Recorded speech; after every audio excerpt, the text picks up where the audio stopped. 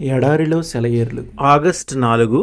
యేసు కన్నులు పైకెత్తి, తండ్రి, నీవు నా మనవి వినినందున నీకు కృతజ్ఞతాస్థుతులు చెల్లించుచున్నాను.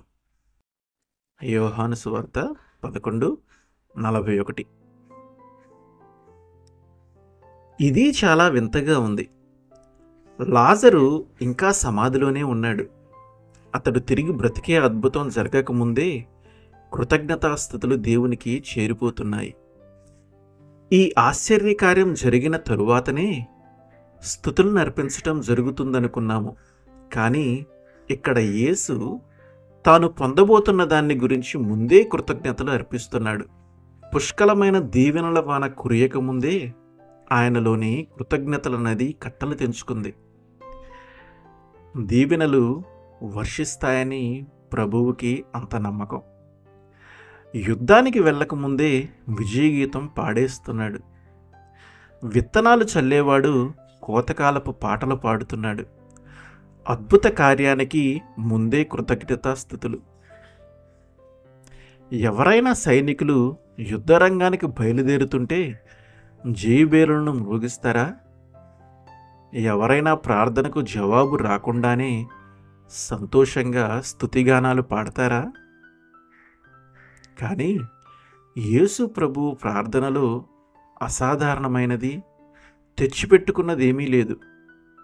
అద్భుతాలు జరగాలంటే స్తుతి అనేది అన్నిటికంటే బలమైన సాధనం. ఆత్మశక్తి ద్వారా అద్భుతాలు జరుగుతాయి.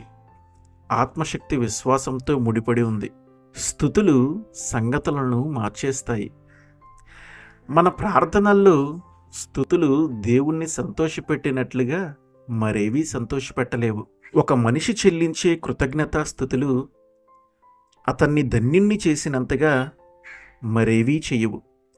ఒకసారి చైనాలో ఇలాంటి సందర్భంలోనే నేను గొప్ప ఆశీర్వాదం పొందాను. స్వదేశం నుండి చాలా విచారకరమైన దుర్వార్త వచ్చింది. నా హృదయమంతా నీడలు కమ్ముకున్నాయి. ఎంత ప్రార్థించినా అలముకున్న చీకటి తొలగిపోవటం లేదు. దాన్ని భరించగలగటానికి తగిన నిగ్రహాన్ని సమకూర్చుకున్నాను. బాధ ఏమాత్రం తగ్గటం లేదు.